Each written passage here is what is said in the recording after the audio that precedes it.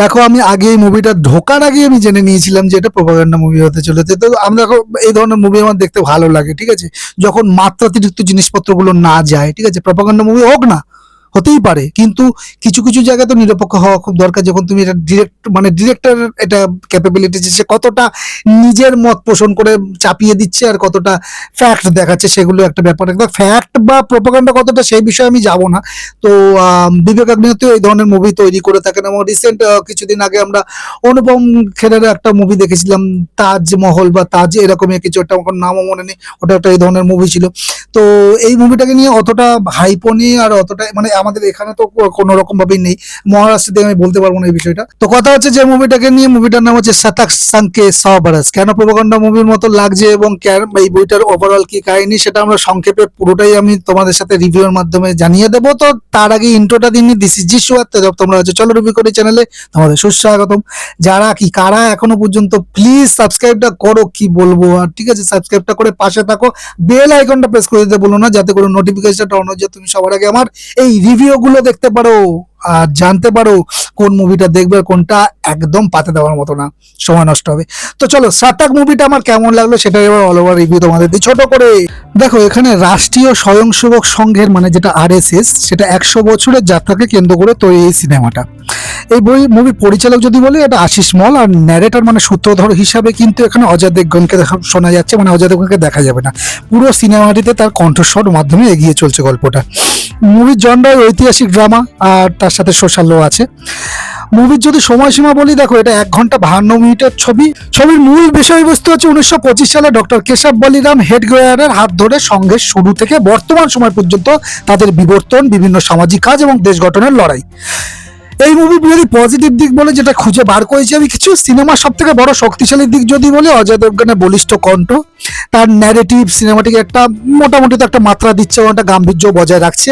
সঙ্গে শুরুর দিনগুলো, সংগ্রাম, ব্রিটিশ আমলের নিষেধাজ্ঞা এবং দেশভাগের সময় তাদের ভূমিকা, এই বিষয়গুলো যারা জানেন না তাদের জন্য এটা কিছুটা তথ্যবহুল হবে। আর সাধারণ স্বেচ্ছাসেবকদের ত্যাগ এবং তিতিক্ষার গল্পগুলো বেশ আবেগপ্রবণভাবে ফুটিয়ে তোলার চেষ্টা করা হয়েছে। আর ডকুড্রামা স্টাইলে তৈরি হলো বেশ কিছু দৃশ্যের সিনেমাটোগ্রাফি বেশ ভালো, যা সেই সময়কার পরিবেশকে সুন্দরভাবে ফুটিয়ে তুলেছে। এই মুভিটা দেখো, কিন্তু যেটা আগে আমি বলতে ভুলে গেছি সেটা হচ্ছে এই মুভিটা কিন্তু পুরোপুরি এআই। তো এই মুভিতে তুমি যাদেরকে দেখবে তারা কিন্তু বাস্তবে কেউ নেই, পুরো সিনেমাটাই এআই দিয়েই তৈরি।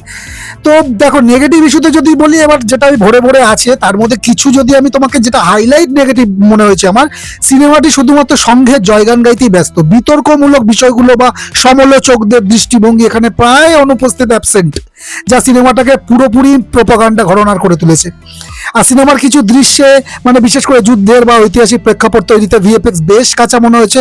এরকম একটা মুভি 1 ঘন্টা 52 মিনিটের সিনেমা, মাঝে মধ্যে স্ক্রিন প্লে এত স্লো যা সাধারণ ন্যাচারাল অডিয়েন্সদের কাছে কিন্তু প্রচন্ড একঘেয়ে লাগতে চলেছে। আর সিনেমার ভেতরে প্রচুর ঐতিহাসিক ঘটনা একসাথে ঢুকিয়ে দেওয়ায় ন্যাচারাল অডিয়েন্সের পক্ষে সবকিছু রিলেট করে একটু কিন্তু কঠিন হয়ে দাঁড়াবে।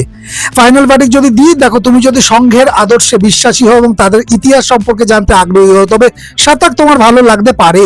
কিন্তু যদি প্রিয় সিনেমাটিক ড্রামা বা দুই পক্ষের যুক্তি সংবলিত কোনো ব্যালেন্সড মুভি আশা করো, নিরপেক্ষ মুভি আশা করো, তবে কিন্তু এটা তোমাকে খুব ভালোভাবে হতাশ করতে চলেছে। সিনেমাটি কোনো তর্কে না গিয়ে একজন নিরপেক্ষ দর্শকের মতো দেখলে ভারতের একটা বড় সংগঠনের যাত্রা বুঝতে একটু সুবিধা হবে।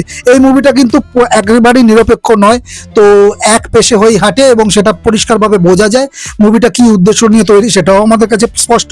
তো মুভিটা ভালো লেগেছে, খারাপ লাগেনি আমি বলবো না। এআই জেনারেটেড মুভি তো খারাপ করেনি, ভালোই লেগেছে। কিন্তু ওই বললাম এক পেশে হয়ে পুরো বিষয়টাকে দেখিয়েছে। তখনকার জিনিস যখন এত ডকু স্টাইলে তুমি দেখাচ্ছ, তাহলে ডকুমেন্টগুলোকে বা তথ্য প্রমাণগুলোকে মানে দুপক্ষেরই রায় এবং দুপক্ষের দৃষ্টিভঙ্গি দিয়ে দেখালে মনে হয় সেটা ন্যাচারাল অডিয়েন্সের পক্ষে রিলেট করতে এবং সেটা ভালোও লাগতো। তো এই ছিল শতক মুভিটাকে নিয়ে অল ওভার রিভিউ।